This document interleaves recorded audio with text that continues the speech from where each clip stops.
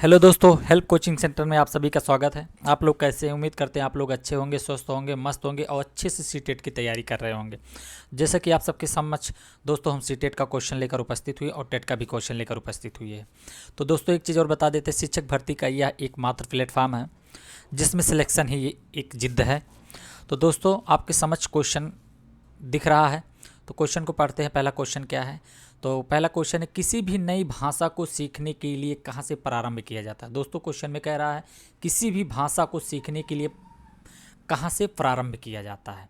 तो दोस्तों आपका ऑप्शन है, पहला है अक्षरों एवं शब्दों के मध्य साहचर्य से, दूसरा है वाक्यों के निर्माण से दोस्तों, और तीसरा है शब्दों के निर्माण से, और चौथा उपयुक्त में से कोई नहीं। तो दोस्तों बताइए इसमें कौन सा ऑप्शन सही होगा दोस्तों। चलिए तो आपको दोस्तों एक एक विकल्प को हम काटते हैं। पहले सबसे कीवर्ड टेट और सीटेट का करने का एक ही तरीका है, सबसे निगेटिव ऑप्शन को काट दिया जाए दोस्तों। तो आपको देखते हैं, तो इसमें दूसरा देखते हैं वाक्यों के निर्माण से। दोस्तों किसी भी नई भाषा को जब प्रारंभ करते हैं तो ऐसा नहीं कि वाक्यों का निर्माण करना सीख जाते हैं दोस्तों। तो दोस्तों आपका ये वाला कट जाएगा। और तीसरा देखते हैं शब्दों के निर्माण से। दोस्तों जब वाक्य नहीं जान पाएगा तो शब्द बच्चा कैसे तत्काल जान जाएगा। तो दोस्तों ये भी नहीं आपका सही होगा, तो चौथा एकदम नहीं होगा। तो दोस्तों आपका पहला ऑप्शन सही होगा, अक्षरों एवं शब्दों के मध्य साहचर्य से। हाँ दोस्तों, अक्षरों और शब्दों के मध्य साहचर्य से कनेक्ट होके बच्चा, ठीक है, भाषा को सीख सकता है प्रारंभ से। तो दोस्तों उम्मीद करते हैं कि आपको क्वेश्चन समझ आएगा। इसका ऑप्शन आपका दोस्तों पहला है। तो अगला क्वेश्चन दोस्तों देखते हैं, अगला क्वेश्चन क्या है। तो दोस्तों अगला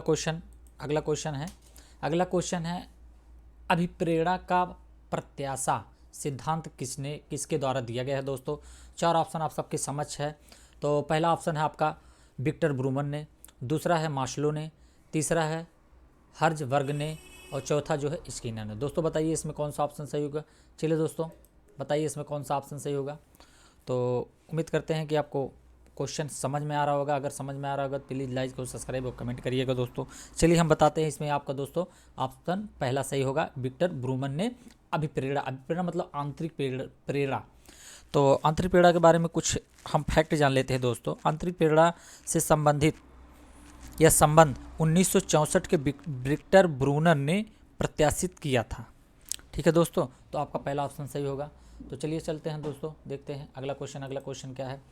अगला क्वेश्चन आपका दोस्तों, अगला क्वेश्चन है गिरोह अवस्था किस आयु वर्ग एवं विलंब विकास से संबंधित है। चार ऑप्शन सबके समक्ष दिया गया दोस्तों। पहला ऑप्शन पढ़ते, पहला है 16 से 19 वर्ष एवं नैतिकता, दूसरा है 3 वर्ष से 6 वर्ष एवं भाषा, तीसरा आपका है 8 वर्ष से 10 वर्ष सामाजिकरण, और चौथा है 16 वर्ष से 19 वर्ष संज्ञानात्मक। दोस्तों बताइए इसमें कौन सा ऑप्शन सही होगा दोस्तों। तो चलिए बताइए इसमें कौन सा ऑप्शन। चलिए दोस्तों एक चीज़ पहले समझते हैं इसमें। तो दोस्तों बताइए इसमें कौन सा ऑप्शन सही होगा। चलिए दोस्तों एक एक ऑप्शन को हम पढ़ते हैं। तो सबसे पहले क्वेश्चन को समझते हैं दोस्तों, क्वेश्चन में कह क्या रहा है। सबसे पहले देखते हैं गिरोह अवस्था, यूँ कह सकते हैं गिरोह अवस्था किस आयु वर्ग की अवस्था को कहा जाता है। तो आपको दोस्तों बता देते हैं, गिरोह अवस्था जो बच्चा अपने समूह में काम करता है, समूह में रहकर सीखता है जो चीज़ें, उसी को आपको गिरोह अवस्था कह सकते हैं दोस्तों। ठीक है, समूह का सदस्य बन जाता है, ठीक है सर दोस्तों, जिसमें किशोर अवस्था के अंतर्गत आता है दोस्तों। तो ऑप्शन आपका देखते हैं, इसमें आपका ऑप्शन होगा तीसरा, 8 से 10 वर्ष एवं सामाजिकरण अवस्था दोस्तों। 8 से 10 वर्ष के वर्ष में वो गिरोह बना लेता है और दोस्तों के साथ कनेक्ट हो जाता है दोस्तों।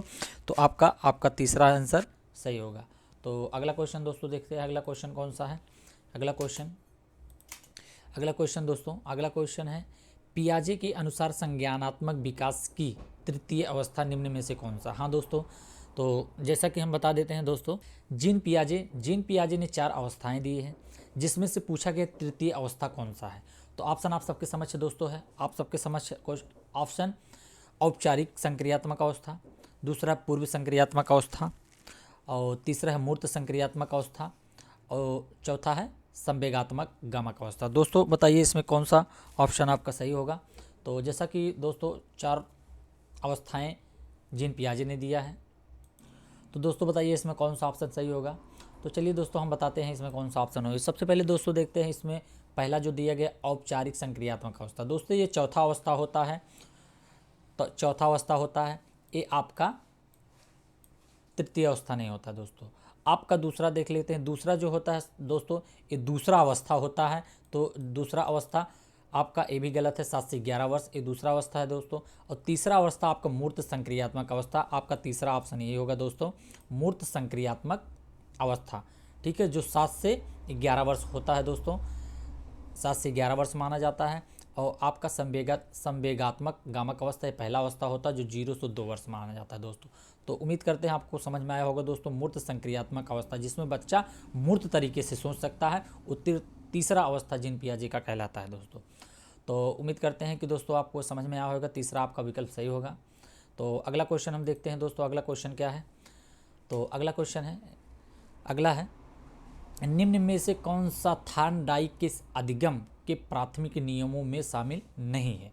तो दोस्तों आपको बताना है थार्नडाइक के प्राथमिक नियमों में कौन सा शामिल नहीं। दोस्तों एक एक ऑप्शन पहले देखते हैं। पहला ऑप्शन है सहचार्यात्मक स्थानांतरण का नियम, दूसरा अभ्यास का नियम, तीसरा है प्रभाव का नियम, और आपका चौथा है तत्परता का नियम दोस्तों। तो उम्मीद करते हैं कि दोस्तों आपको समझ आ रहा होगा क्वेश्चन। तो सबसे पहले देखते हैं, थार्नडाइक ने 2 आपके अवस्थाएं बताए हैं, या 2 मुख्य नियम बताए हैं दोस्तों। पहला मुख्य नियम, दूसरा गौण नियम। मुख्य नियम में दोस्तों 3 प्रकार के नियम बताया गया, और गौण नियम में 5 प्रकार के बताया गया। तो इसमें से पूछा गया निम्न में से कौन सा थार्नडाइक के अधिगम के प्राथमिक नियमों में शामिल नहीं। प्राथमिक नियम मतलब मुख्य नियम जिसको कहते हैं दोस्तों। तो प्राथमिक नियम में दोस्तों आपका है, प्राथमिक नियम में आपका होगा, इसमें अभ्यास का नियम प्राथमिक नियम में होता है दोस्तों है, और दूसरा है प्रभाव का नियम भी दोस्तों होता है, और तीसरा तत्परता का नियम दोस्तों। तीनों नियम आपका मुख्य नियम के अंतर्गत आता है दोस्तों। तो आपका तीनों सही है। आपसे पूछा गया है नकारात्मक, पूछा गया है नॉट बताना है, निगेटिविटी ऑप्शन बताना है। तो दोस्तों आपका ऑप्शन ए भी नहीं होगा, ए भी नहीं, क्योंकि ये पॉजिटिव है। आपको निगेटिव पूछा गया, तो निगेटिव ऑप्शन आपका पहला होगा दोस्तों। तो आपका पहला ऑप्शन दोस्तों सही है, जिसमें पूछा गया थार्नडाइक के अधिगम के प्राथमिक नियमों में शामिल नहीं है।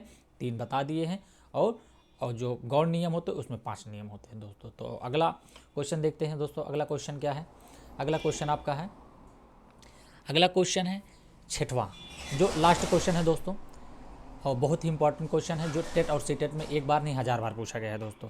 तो 6वां क्वेश्चन है, किंडरगार्टन विधि का प्रतिपादन किसे माना जाता है या कौन है?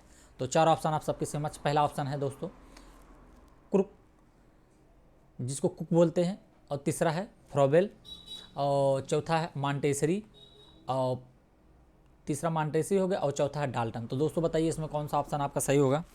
तो दोस्तों बताइए इसमें कौन सा ऑप्शन सही होगा? तो एक एक ऑप्शन को आप लोग पढ़ लीजिएगा अच्छे से। तो दोस्तों आपको बता देते हैं, इसमें आपका ऑप्शन दूसरा सही होगा, फ्रॉबेल। तो दोस्तों आपका यही दूसरा ऑप्शन सही होगा। ए भी नहीं होंगे आपके किंडरगार्टन के, ए भी नहीं, मॉन्टेसरी नहीं होंगे, ए डाल्टन भी नहीं होंगे। तो दोस्तों आपका दूसरा ऑप्शन यही सही होगा, दूसरा ऑप्शन सही हो जाएगा दोस्तों। तो दूसरा ऑप्शन के कुछ फैक्ट जान लेते हैं दोस्तों। किंडरगार्टन प्रणाली के प्रतिदातक जो हैं आपके फ्रॉबेल महोदय हैं, फ्रॉबेल महोदय को माना जाता है। ठीक है, किंडरगार्टन का अर्थ होता है दोस्तों बच्चों का उद्यान। उद्यान मीन्स कह सकते हैं बगीचा, बच्चों का बगीचा, जिसमें नन्हे नन्हे बच्चे जाके उसमें खेलते हैं और खेल के माध्यम से अधिगम अर्जित करते हैं दोस्तों। तो आपका ऑप्शन पहला सही होगा दोस्तों, और उम्मीद करते हैं आप सबको दोस्तों ये क्वेश्चन अच्छा ही लगा होगा। तो जिसमें आपका ऑप्शन दूसरा सही है, फ्रॉबेल। तो दोस्तों अगर उम्मीद करते हैं आपको वीडियो अच्छा लगा हो तो प्लीज़ लाइक सब्सक्राइब और कमेंट करिएगा। ऐसे क्वेश्चन आप सबके समझ लाते रहेंगे, जो टेट और सीटेट के लिए वेरी मोस्ट इम्पॉर्टेंट क्वेश्चन होता है। नेक्स्ट वीडियो में मिलते हैं, तब तक के लिए धन्यवाद।